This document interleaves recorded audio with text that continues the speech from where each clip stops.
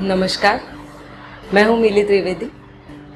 मुझे आपके जो भी सुझाव हैं वो मिल रहे हैं। आप सबका बहुत बहुत धन्यवाद इस बात को लेकर। और मैं आपसे फिर से एक रिक्वेस्ट करूँगी, अगर आपको मुझे कोई सुझाव देना हो तो आप कमेंट ज़रूर कीजिए। आपकी कमेंट, आपकी लाइक इस वीडियो को अधिकतर लोगों के पास पहुँचाने में हेल्प करेगी। जैसे एक उद्देश्य की अगर हम बात करें तो इस जीवन में मैंने एक उद्देश्य ये बना रखा है कि मैं उपनिषद ज़रूर पढ़ूंगी, और सिर्फ पढ़ूंगी ही नहीं, हो सके उतना उसे समझकर समझाने की भी कोशिश करूंगी। क्योंकि ये एक ऐसी चीज़ है जिसके बारे में कहा जाता है कि ये स्वयं उस परमात्मा ने कहा है, अपौरुषेय है, और जो परमात्मा ने कहा है वो कभी गलत नहीं हो सकता है, वो हमारे लिए ही होगा। आइए आज एक बहुत अच्छा टॉपिक हम लेते हैं, और वो टॉपिक है अहंकार शून्यता क्या है और अहंकार बढ़ता कैसे है। चलिए तो आज अहंकार शून्यता की तरफ एक कदम हम भी बढ़ाते हैं। आइए देखते हैं। ईशावास्य उपनिषद का ये जो श्लोक है, ये श्लोक अपने आप में ही बहुत गूढ़ है। इतना सरल वाक्य है और इसकी सरलता में ही इसकी गूढ़ता छिपी हुई है। चलिए पढ़ते हैं। अंधम तम प्रविशन्ति ये संभूति मुपासते ततो भूय इव ते तमो यउ संभूत्याम रता। जो असंभूति की उपासना करते हैं वे घोर अंधकार में प्रवेश करते हैं, और जो संभूति में रत रहते हैं वे मानो उनसे भी अधिक अंधकार में प्रवेश करते हैं। 12वां श्लोक है ये, और यह 12वां श्लोक हमें बहुत जल्दी उस ईश्वर के करीब ले जाने के लिए जैसे लगता है हेल्पफुल हो जाएगा। चलिए हम देखते हैं। सबसे पहले इन दोनों शब्दों का अर्थ समझते हैं। यहाँ पे कहा है जो असंभूति की उपासना करते हैं।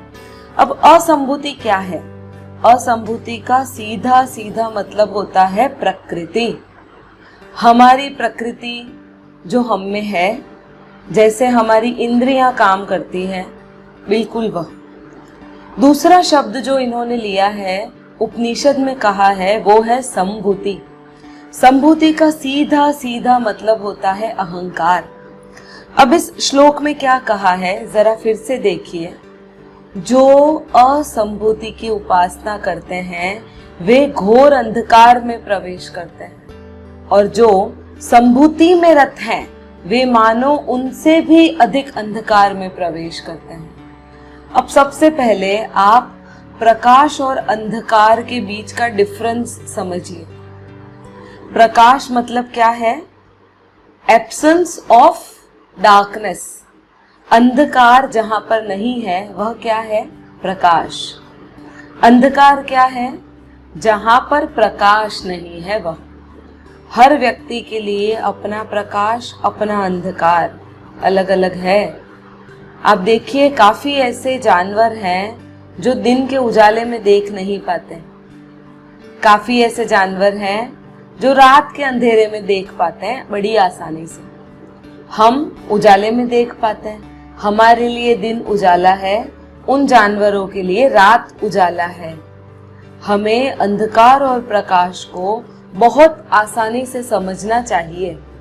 अंधकार मतलब जब आप किसी भी चीज को क्लैरिटी से देख ना पाए, किसी चीज की क्लैरिटी जो है वो आपके लिए खत्म हो जाए। प्रकाश का सीधा सीधा मतलब यही होता है कि आप हर एक चीज को जैसे वो है, एज इट इज देखें। इसीलिए शायद जे कृष्णमूर्ति ने ये कहा है, कुछ मत सोचो, बस इन चीजों को देखो। देखने से आपको क्लैरिटी मिलेगी, और यही क्लैरिटी आप स्वयं हैं। आप समझिए, प्रकाश और अंधकार जो है वो एक ही सिक्के की दो साइड्स हैं। जहां पर प्रकाश है, अंधकार वहां पर नहीं आता, और जहां अंधकार है, प्रकाश वहां पर नहीं होता। चलिए अब हम प्रकृति और अहंकार को समझते हैं जरा थोड़ा डिटेल में। प्रकृति हमारी जो सेंसेस है वो हम देखते हैं, सुनते हैं, चखते हैं, छूते हैं और सूंघते हैं। इन सेंसेस से हम बने हैं। हम नहीं, जानवर भी इसी सेंसेस से बने हैं। जानवरों की यही प्रकृति है। अगर हम किसी जानवर को देखेंगे तो उसे भी खाना चाहिए, उसे भी काम सताता है, उसे भी ये सारी चीजें सताती है जो इंद्रियगत है, मतलब असंभूति, मतलब प्राकृतिक तौर से जो आप हैं। प्राकृतिक तौर से हम में और जानवरों में अधिक अंतर नहीं है, बिल्कुल, अगर ये कहें बिल्कुल अंतर नहीं है। अब जो प्रकृति की उपासना करते हैं, अर्थात वे सिर्फ खाते पीते रहते हैं, सिर्फ खाते पीते रहते हैं, आप आसानी से समझ सकते हैं कि उसे खाना बहुत पसंद है, बहुत ज्यादा खाता है। जिन्हें स्मेल बहुत अच्छी लगती है, हमेशा महकते रहते हैं, जिन्हें हर एक चीज को टच करके महसूस करना होता है, बिल्कुल बच्चों की तरह, बिल्कुल बच्चे की तरह वो हो जाता है। यही जो चीज है वो जानवर भी करते हैं, वे भी खाते हैं। अब आप देखिए, अगर ये प्रकृतिरत जो चीजें हैं उसे आप तुरंत खत्म भी कर सकते हैं। जैसे भूख लगी, खाना खा लिया, खत्म हो गई वो बात। उसके बाद 2 घंटे 3 घंटे जिस हिसाब से आपकी एपेटाइट है, आपको भूख नहीं लगेगी। अगर आपको काम की इच्छा हुई, आपने किया, उस वक्त तक पूरे दिन 24 घंटे उसकी असर करीब करीब अधिकतर लोगों में रहती है, तब उन्हें काम सताता नहीं है। तो ये जो चीजें हैं ये बिल्कुल जानवरों जैसी है, बिल्कुल जानवरों जैसी। हम भी इन्हीं चीजों से रत रहते हैं। पर एक और चीज है जो जानवरों में नहीं है और इंसानों में है, और वो है अहंकार। सबसे पहले इस अहंकार को समझने की हमें कोशिश करनी चाहिए। ये जो इंद्रियों से मिलता रस है ना, ये रस हम देख पाते हैं कि हाँ हमें भूख लगी है, हम खाना खा रहे हैं, हाँ हमें देखनी है, नई नई चीजें देखनी है, हम देखकर समझने की कोशिश करते हैं इन चीजों को। ये सारी हमारी फिजिकल नीड है जिसे हम पूरा करते हैं, टाइम टू टाइम, समय दर समय हम उसे पूरा करते हैं। एक और चीज है जो इंसानों में बड़ी आसानी से दिखती नहीं है पर होती है, और वो है अहंकार।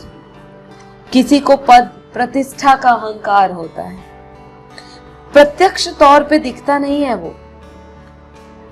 और अगर आम तौर पे देखा जाए तो ये जो अहंकार है वो हमारी प्रत्यक्ष तौर पे किसी भी इंद्रिय को पोषित नहीं करती है। उस अहंकार से हम अच्छा खाना नहीं खा पाते हैं, उस अहंकार से हम अपने आप को तृप्त नहीं कर सकते। पर परोक्ष ये हमें अंदर ही अंदर फंसाने के लिए काफी है, हमें बहुत फसावट कर देता है ये अहंकार। चलिए देखते हैं अहंकार को कैसे समझेंगे। अहंकार को समझने की एक बहुत ही सिंपल टेक्निक है, और वो ये कि जहां से आपको रस मिलना शुरू हो जाए, मजा आना शुरू हो जाए, आप समझ लीजिए आप अहंकार में जाना आपने शुरू कर दिया। आपने शायद सुना होगा, इजिप्ट में जब कोई राजा वगैरह मर जाते थे तब उनके मम्मीज बना दिए जाते थे, उनके लिए बड़े बड़े महल जैसे वो पिरामिड बनाए जाते थे, और उनके साथ साथ अगर उनकी रानियां जो जिंदा होती है, उन जिंदा रानियों को भी उनके साथ ही मम्मी बना दिया जाता था, ये सोचकर कि शायद राजा को जरूरत पड़ेगी। अब देखिए इंसान किस हद तक गिर चुका है कि वो इस लोक का तो सोचता ही है, परलोक का भी सोचता है। इस लोक में दान इसीलिए करता है कि ये जो दान दिया है वो किसी और लोक में वो वहां जाके परमात्मा को बता देगा कि हे परमात्मा, मैंने इतना डोनेशन दिया है, यहाँ पर मैंने इतना दान दिया है, अब तो मुझे स्वर्ग देना, नरक में मत धकेलना। यही जो है यही अहंकार जो है वो इंसान को ज्यादा से ज्यादा गर्ता में धकेलने का काम करता है।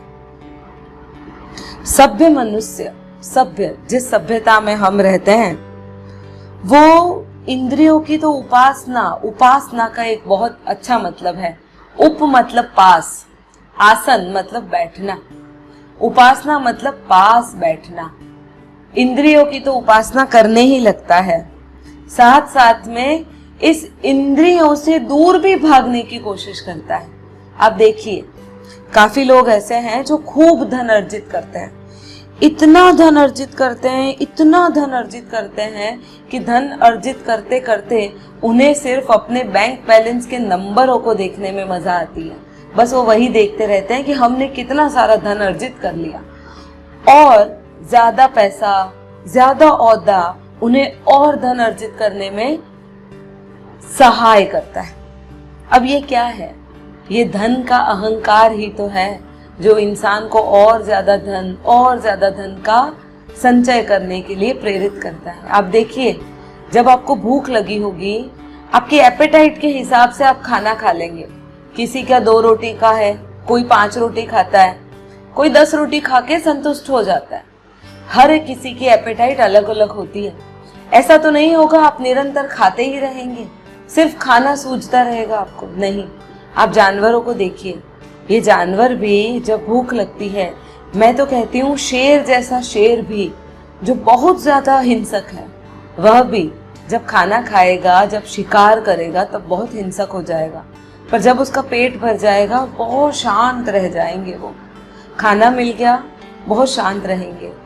पर इंसान को देखिए, धन की जो लालसा है कम ही नहीं होती है, निरंतर बढ़ती रहती है। जैसे आग में घी डालने का काम कर दिया हो आपने, जैसे घी डलता जाए और आग प्रज्वलित होती जाए, खत्म ही नहीं होती है ये लालसा। घर में एक एसी लगा दिया, यूं लगता है 2 लगा देते हैं। फिर होता है सेंट्रलाइज एसी कर लेते हैं, कहीं पे भी जाए हमें ठंडक मिलनी चाहिए। ये लालसा कम नहीं होती। गाड़ी में एसी लगा देते हैं, बाहर निकले तो वहां पे भी चाहिए, ऑफिस में लगा देते हैं, अरे कहीं घूमने जाते हैं तो आजकल तो टेंट में भी एसी होते हैं, तुम पे करो, तुम टेंट में एसी ले सकते हो। सहूलियत का नशा हो जाता है। ये जो अहंकार है, ये अहंकार आपको कहीं नहीं जीने देता। कुछ लोगों को पावर का अहंकार होता है, ओहदे का अहंकार, जो मैं कहूं वही लोग करेंगे, जो मैं बोलूं वही होना चाहिए। किस तरह से किसी की गर्दन दबा दूं, कैसे लोगों को टॉन्टिंग करूं, किस तरह से पिन करूं लोगों को जिससे वो उछले और कुछ बोले और मैं मजे लूं। ये सिंपल तौर पे अहंकार ही है जो इंसान को हर वो नीच कर्म करने के लिए प्रेरित करता है जो उसको नहीं करना चाहिए।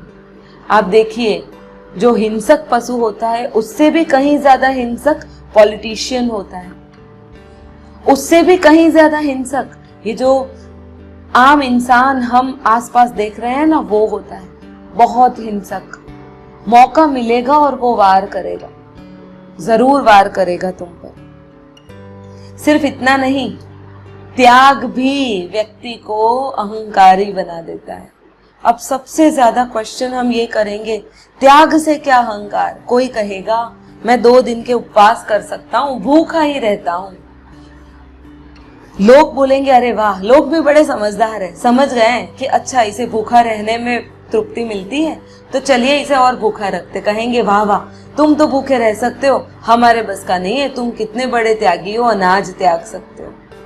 कितना बड़ा त्यागी है जो धन का त्याग करके निकल लेता है, कितना बड़ा त्यागी है गाड़ी में नहीं चलता। ये जो त्याग है, उस त्याग की भावना में भी उसका अहंकार कहीं न कहीं निहित रहता है।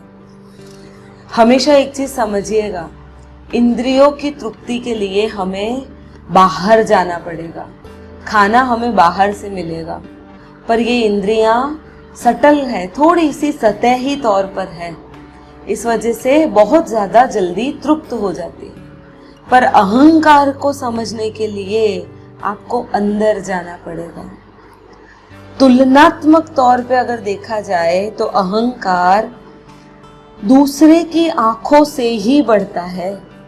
हम जिस अहंकार की बात करते हैं, आप अकेले जंगल में चले जाइए, आप में अहंकार शून्य हो जाएगा। वहां आप किसको दिखाओगे आपने कौन सी ज्वेलरी पहनी है? आप वहां किसको दिखाओगे बालों में कलर किया है या नहीं? आप किसको दिखाओगे आप कितने सुंदर हो, या आप किसको दिखाओगे आप कितना काम कर सकते हो? आप कितना भूखा रह सकते हो या आप कितना खा सकते हो? आपके पास कितने पैसे हैं या आपका घर कितना बड़ा है? आपने कितने लोगों को दबाया है या आप कितने लोगों से दबते चले आए हैं? आप किसको बताएंगे? जंगल में चले जाइए। शायद इसीलिए बहुत पहले के साधु सन्यासी कुछ समय होते ही जंगल की ओर चले जाते थे, वापस नहीं आते थे, बिल्कुल नहीं आते थे। इंद्रिय की उपासना से मुक्त होना बहुत आसान है। आपकी एपेटाइट अगर 4 रोटी की है, आप धीरे धीरे 3 कर सकते हैं, 2 कर सकते हैं, 1 से भी आपको संतोष जरूर हो सकता है, जरूर। एक बहुत अच्छी चीज किसी ऋषि ने कही है कि जब आपको चिंता होने लग जाए, आप समझ लो आप आपकी जरूरत से ज्यादा या जिस चीज की जरूरत नहीं है उसको सोच रहे हैं। अगर आपने ज्यादा खाना खाया, पेट खराब होगा ही होगा। आपने ज्यादा विचार किए, दिमाग खराब होगा ही होगा। आपने ज्यादा चीजें देख ली, नजदीक से या दूर से, आपकी आंखें खराब होगी। तो ये चीजें हैं, इंद्रियां देखिए बहुत सेंसिटिव होती है, बड़ी आसानी से आपको बता देती है कि यहाँ पर आप गलती कर रहे हैं। ज्यादा कोलेस्टेरॉल वाला खाना खा लेंगे, हाई ब्लड प्रेशर और शुगर दोनों होना निश्चित है, क्योंकि ये बहुत सेंसिटिव चीज है। पर अहंकार जो है ना, ये उससे भी ज्यादा सेंसिटिव है। ये आपको बहुत धीरे धीरे खाता है अंदर से, बहुत धीरे धीरे, पता भी नहीं लगने देता आपको कि कहीं ना कहीं ये जो अहंकार है वो आपके अंदर अपनी जड़ें फैला रहा है। किसी को ज्ञान का अहंकार तो किसी को अज्ञान का अहंकार भी है। कोई कहता है मैं डॉक्टर या इंजीनियर हूँ, उसका अहंकार है। तो कोई कहता है अरे मैं तो कुछ भी नहीं हूँ। ये कुछ नहीं होने का भी लोगों को अहंकार रहता है। अहंकार जो है वो हमने अपने अंदर से अर्जित किया है, हमने खुद ने बनाया। बिना अहंकार भी जिया जा सकता है, जरूर जिया जा सकता है। अभी तो हमने ये समझा अहंकार क्या है। चलिए थोड़ा गहरे में समझते हैं कि बिना अहंकार के कैसे जिए। अहंकार का सारा रस लोग क्या कहते हैं ना, उस पे डिपेंड करता है। लोगों ने आपको बुरा बोल दिया, आप हर्ट हो जाओगे, कह रहे मुझे बुरा बोल दिया, गाली दे दी। लोग आपको बहुत अच्छा बोलेंगे, आप फूले नहीं समाओगे, आपको ऐसा लगेगा आहा, ये लोग मेरी कितनी बड़ाइयां कर रहे हैं, मैं बहुत अच्छा हूं। ये दोनों ही स्वरूप जो है अहंकार के बहुत जटिल स्वरूप है। महावीर स्वामी, अगर आपने सुना होगा, उन्होंने कपड़ों का त्याग कर दिया था। उनके पास बहुत कुछ था, बहुत कुछ, पर वो फिर भी निर्वस्त्र नंगे घूमते थे। क्या वो किसी को दिखाने के लिए नंगे घूमते थे? बिल्कुल नहीं।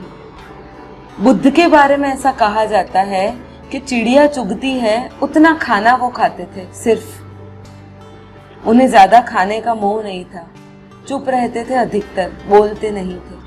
तो क्या उनको लोगों को शिक्षा देनी थी या लोग उनके बारे में अच्छा बोले इसलिए वो चुप रहते थे? नहीं, इन्होंने अपने अहंकार को बहुत अंदर से समझ लिया था। भगवान श्री कृष्ण को कई लोगों ने गालियां दी है। आपको शायद पता होगा, हम उनकी जब पूजा करते हैं तो हम कहते हैं रण छोड़। आज भी हम उनकी पूजा में उन्हें गाली देते हैं। क्षत्रियों के बारे में आपको पता होगा, रण मतलब युद्ध भूमि अगर छोड़ते हैं वो लोग तो वो सबसे ज्यादा अपमानजनक कार्य है। और जरासंध से युद्ध कृष्ण को नहीं करना था, तो अपनी प्रजा को बचाने के लिए उन्होंने युद्ध क्षेत्र का त्याग किया, सभी लोगों को लेकर भाग गए। और हम उन्हें कहते हैं रण छोड़। आज भी माखन चोर रण छोड़ कह के उन्हें गाली देते हैं। क्या उन्हें बुरा लगता होगा? वो तो तब भी सुन लेते थे, वो आज भी सुन लेते हैं। कोई अहंकार उनमें निहित नहीं था। भगवान श्री राम के बारे में सो कॉल्ड व्हाट्सएप पे बहुत मैसेजेस आते हैं कि राम जैसा पति नहीं होना चाहिए, पत्नी को जब वो माँ बनने वाली थी तब त्यागा था। पर हकीकत में इनको राम कभी समझ में आएंगे ही नहीं। ये राम को तभी समझेंगे जब उसका पूरा जीवन चरित्र, उनकी ड्यूटीज को अगर उन्होंने समझा होता। अगर राम अपनी पत्नी को प्रेम नहीं करते तो मध्य प्रदेश से वे श्रीलंका चल के पैदल अपनी पत्नी को छुड़ाने नहीं जाते। उनको प्यार नहीं करते तो उन्हें महारानी की उपाधि नहीं देते। उन्हें लोकल में कोई भी लड़की मिल सकती थी उनकी रानी बनने के लिए। रानी का त्याग करने के बाद, सीता माता का त्याग करने के बाद भी वे स्वयं महल में रहने के बावजूद एक वनवासी की तरह रहे। सिर्फ अपनी ड्यूटीज को पूरा किया है, सिर्फ अपनी ड्यूटीज को पूरा किया। ये क्या था? क्या उन्हें अहंकार था? लोग उन्हें सर्वश्रेष्ठ राजा कहेंगे? नहीं, उनकी अवस्था तो ऐसी है। इनके मोक्ष के बाद भी आज भी अयोध्या में उनकी जमीन को लेकर विवाद चलते रहते हैं। आज भी राम और रावण के बारे में कई टिप्पणियां करी जाती हैं। क्या उन्हें उस चीज का बुरा लगता है? नहीं। तो इस अहंकार से निकलने का सिर्फ एक ही रास्ता है कि आप ये समझ लें लोग आपके बारे में क्या कहते हैं। अगर हम भगवान श्री राम की बात करें तो एक राजा के लिए बहुत इंपॉर्टेंट होता है कि उनकी प्रजा उनके बारे में क्या बात करती है। पर एक पति के लिए उससे भी ज्यादा इंपॉर्टेंट ये चीज होती है कि उनकी पत्नी उनके बारे में क्या सोचती है। सीता माता का खुद का डिसीजन था अयोध्या छोड़ के जाने का, क्योंकि वे नहीं चाहती थी कि उनके पति पर कोई आंच आए। तो इस चीज को समझना बहुत ज्यादा जरूरी है। अहंकार जब जीवन के अंदर उतरता है वो सिर्फ एक ही रस आपके जीवन में रहने देता है, और वो रस है सिर्फ अहंकार पूर्ति का। बाकी सारे रस वो आपके जीवन से छीन लेता है। आनंद भी निकल जाता है। वो सांप जैसा है, सांप जैसा सभी चीजों को खत्म कर देता है। अहंकार को छोड़ने के लिए हमें इन सारी चीजों को भूलना है कि लोग हमारे बारे में क्या कहते हैं। एक कहानी मैं आपको सुनाती हूँ। एक फकीर थे, फकीर मूसा नाम था उनका। डेथ बेड पे थे, मरने वाले थे। अब हुआ ऐसा कि जो वहां पे पादरी वगैरह आते हैं, पंडित वगैरह, उन्होंने बोला भगवान का नाम लो तुम। मूसा ने बोला भगवान को छोड़ो, तुम मेरे बारे में अभी मुझे देखो, बस मैं सांस कैसे ले रहा हूँ, मैं कैसे बैठा हूँ, उस भगवान को अब छोड़ो तुम। बहुत सारे लोग इकट्ठा हो गए थे क्योंकि वो बहुत बड़े फकीर थे। पंडित ने बोला क्यों बेइज्जती करवा रहे हो, इतने सारे लोग हैं, तुम्हें देखने आए हैं। वो कहे भगवान ये नहीं बोलेगा तूने मेरे बारे में क्या बोला, भगवान ये कहेगा तूने अंतरात्मा में तुम क्या बने, तुम क्या हो, तुमने अपने आप के ऊपर कितना काम किया और क्या तुम मेरी तरफ पहुंचे। और मूसा ने तब प्राण त्याग दिए। एक बहुत सीधी हकीकत है, आप लोग आपके बारे में क्या कहते हैं उसकी फिक्र करना छोड़ें। आप वह करें जो आपको परमात्मा के नजदीक ले जाता हो। आप वह करें जो परमात्मा के समीप ले जाता हो। आपको ग्रेविटेशन तो पता होगा, कोई भी चीज ऊपर से हमेशा नीचे ही आएगी, हमेशा नीचे आएगी। आप छत पर खड़े रहोगे, एक पैर बाहर निकाला है, आप किसी से पूछोगे कि क्या मैं दूसरा पैर हटा दूंगा तो क्या मैं नीचे गिरूंगा या आकाश में उड़ूंगा? आप नीचे ही गिरोगे। बिल्कुल वैसा आपने अगर आपके जीवन में अहंकार रूपी किसी चीज को पकड़ रखा है तो आप उस परमात्मा तक कभी नहीं पहुंच सकते। जब आप में सरेंडर भाव आ जाएगा तब परमात्मा खुद ब खुद आपको अपनी ओर खींच लेगा। वह आप बन जाएगा, वह आप स्वयं बन जाएगा। आप परमात्मा में एकाकार हो सकते हैं, बिल्कुल भगवान श्री राम की तरह, बिल्कुल बुद्ध की तरह, बिल्कुल ऐसे एकाकार हो जाएंगे जैसे आप स्वयं परमात्मा है, श्री रमण महर्षि की तरह। तो बस कुछ भी नहीं, इतना ही है अहंकार मुक्ति। कैसे लेंगे? तो आप भूल जाइए कि किसी का ओपिनियन कुछ भी मैटर करता है। कुछ भी मैटर नहीं करता, सिर्फ वही मैटर करता है कि आप स्वयं क्या हैं और आप अंदरूनी तौर पे उस परमात्मा के समीप जाने के लिए असंभूति और संभूति, प्रकृति और अहंकार को कितना छोड़ सकते हैं। ओम तत्सत। अगर आपको मेरा वीडियो पसंद आए तो इसे लाइक शेयर जरूर कीजिए, हो सके उतना शेयर कीजिए और सब्सक्राइब करना ना भूलें। आपकी कमेंट मेरे लिए बहुत इंपॉर्टेंट है, तो कमेंट भी कीजिए और लाइक भी कीजिए। धन्यवाद।